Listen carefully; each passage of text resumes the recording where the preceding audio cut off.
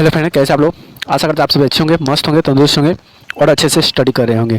तो चलिए फ्रेंड्स, आज आपको हम इस वीडियो में कराने वाले हैं एसएसटी का जो मॉडल पेपर में जो क्वेश्चन पूछे जाते हैं उस टाइप को क्वेश्चन कराएंगे जो कि आपको देखने को मिलेंगे। ठीक है, जैसे कि यहाँ पे लिखा हुआ बिहार बोर्ड क्लास 10 सामाजिक विज्ञान जिसको सोशल साइंस बोलते हैं, और यहाँ से जो मॉडल टेस्ट में जो इंपॉर्टेंट क्वेश्चन होंगे वही क्वेश्चन कराएंगे। जिससे कि ऑब्जेक्टिव क्वेश्चन दिए गए हैं जो ये प्रश्न विभिन्न प्रकार, जिसके इतिहास का भी होगा, भूगोल का भी होगा, अर्थशास्त्र और राजनीतिक शास्त्र, इस सभी पर मिलाकर आपको इस वीडियो में देखने के क्वेश्चन मिलेंगे।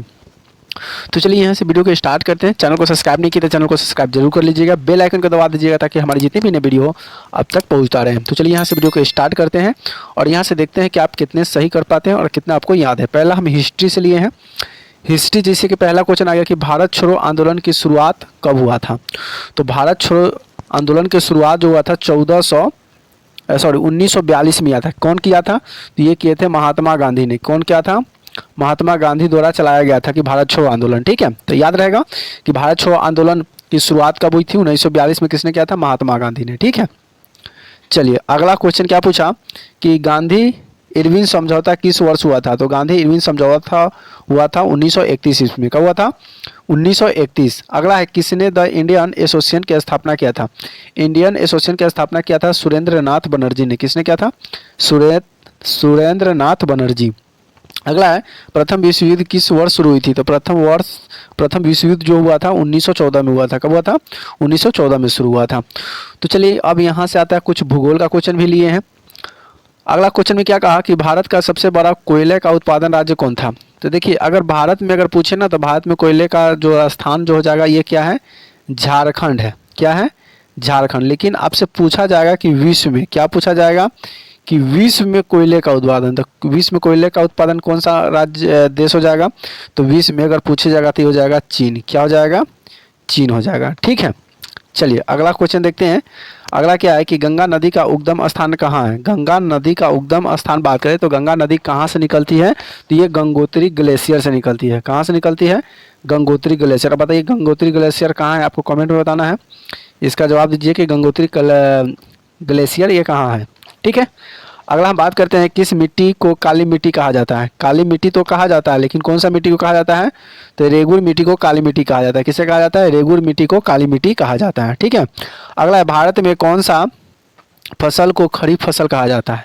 भारत में कौन से फसल जो है उसको खरीफ फसल कहा जाता है। तो यहाँ पे धान दिया हुआ है, तो आपको धान से एक चीज़ याद रखना है कि धान जिस मौसम में धान होता है, क्या होता है कि जिस मौसम में क्या होगा, जिस मौसम में धान होता है उसी मौसम में और कौन कौन से फसलें होंगे। तो धान के समय जो जो फसलें उगाई जाती है वो सभी फसलें हमारा क्या कहलाएगा? खरीफ फसल कहलाएगा। समझ में आ गया? चलिए नेक्स्ट, अब यहाँ से आते हैं पॉलिटिकल से क्वेश्चन लिए हैं। अब कुछ पॉलिटिकल साइंस है ताकि आपको सभी क्वेश्चन जो होगा ना आपको याद आ जाए। पॉलिटिकल साइंस में क्वेश्चन पहला क्या होगा कि भारत के संविधान का मसौदा तैयार करने वाले समिति के अध्यक्ष कौन थे। मतलब भारत का संविधान जो बनाया गया था उस संविधान में उनका निर्माता कहा जाता है किसे? भीमराव अंबेडकर को। किसे कहा जाता है? भीमराव अंबेडकर को कहा जाता है। याद रहेगा। चलिए अगला बढ़ते हैं। चलिए नेक्स्ट क्वेश्चन क्या कहता है उसको देखिए। संविधान सभा का प्रथम अध्यक्ष कौन थे। अध्यक्ष पहले जो अध्यक्ष बने थे वो डॉक्टर राजेंद्र प्रसाद को क्या बनाया गया था? भारत का प्रथम अध्यक्ष बनाया गया था। किसको? डॉक्टर राजेंद्र प्रसाद को। उसका बाद भारत के राष्ट्रपति का कार्यकाल कितने वर्ष का होता है। तो राष्ट्रपति का जो कार्यकाल होता है ये कितने वर्ष का होता है? 5 वर्ष का होता है। कितने वर्ष का होता है? 5 वर्ष का होता है। अगला है अनुच्छेद 370 किस राज्य से संबंधित था। तो धारा जो लगाया था अनुच्छेद 370 जो लगाया गया था ये लगाया था कश्मीर में। कहाँ लगाया था? जम्मू कश्मीर में लगाया था। अब ये धारा हट गया है और ये आपसे पूछा जाएगा कि 370 किस प्रधानमंत्री, क्या है, किस प्रधानमंत्री के नेतृत्व में हटाया गया। तो ये हटाया गया था किसके? तो ये भी प्रधानमंत्री कौन है? नरेंद्र मोदी। क्या है?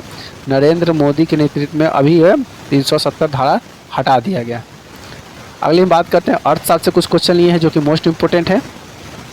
क्या कहा कि भारत की पहली पंचवर्षीय योजना कब शुरू हुई थी। मतलब भारत में जो पंचवर्षीय योजना शुरू हुआ था ये हुआ था 1991 में। कब हुआ था? 1951 में हुआ था। अगला जनसंख्या का घनत्व किसे कहते हैं। जनसंख्या का जो घनत्व जो बढ़ता जाता है या जनसंख्या का घनत्व घटता है किसे कहते हैं? घनत्व।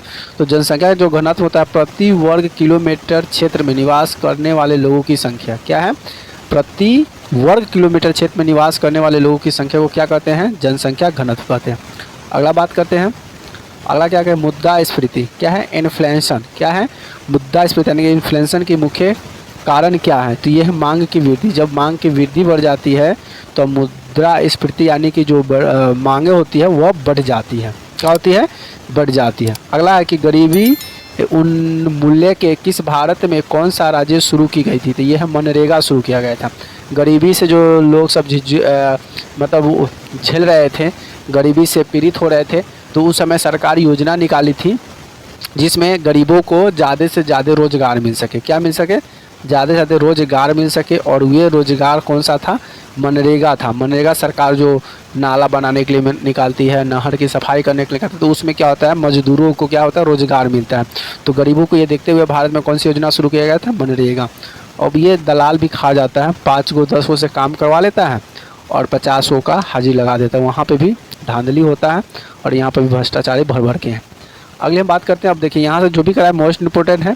अब देखिए जितनी क्वेश्चन आप कीजिएगा ना, तो ये सभी क्वेश्चन के लिए 1 नंबर मिलेंगे। और 1 नंबर तो मिलेंगे, लेकिन अब आपको आसान क्या हो जाएगा कि A नंबर लिखा रहेगा, फिर B रहेगा, फिर C रहेगा, फिर D रहेगा। इस तरह का क्वेश्चन जो आपको पूछा जाएगा और वही जितना भी कराएं वही ऑप्शन में डाला रहेगा, एक सही बाकी सब गलत डाला रहेगा। उसमें से आपको खोजना पड़ेगा कि इसमें सही कौन है। ठीक है। अगला है कि सही उत्तर सटीक होना चाहिए। एकदम गलत होगा तो नंबर नहीं मिलेगा, नंबर कट जाएगा। इस प्रश्न को अभ्यास करने के लिए बोर्ड परीक्षा में सफलता और संभावना बढ़ती है। मतलब आप इस तरह का क्वेश्चन अगर कंटिन्यू अगर इसको सॉल्व करते हैं, देखते हैं, तो आपको और कॉन्फिडेंस हो जाता है और इसमें क्वेश्चन जो होते हैं आपको याद हो जाते हैं। अगर आपको प्रश्न चाहिए या किसी विशेष विषय चाहिए तो और हमें बता सकते हैं, आप कमेंट कर सकते हैं, उस पर रिलेटेड आपको हम प्रयास करेंगे कि और बेटर से बेटर आपको देने का। तो चलिए यहाँ से जितने भी क्वेश्चन कराए हैं सब मोस्ट इंपॉर्टेंट क्वेश्चन लिए थे, जो कि आपको सभी सब्जेक्ट से लिए हैं। कुछ कुछ क्वेश्चन जो कि आपको एग्जाम में बेनिफिट है। तो चलिए फिर मिलते हैं नए वीडियो में नए टॉपिक के साथ। अगर चैनल को सब्सक्राइब नहीं किया तो चैनल को सब्सक्राइब जरूर कर लीजिएगा, अपने दोस्तों फ्रेंडों के साथ शेयर जरूर कर दीजिएगा। फिर मिलते हैं नए वीडियो में नए टॉपिक के साथ। तब तक के लिए बाय बाय, लव यू।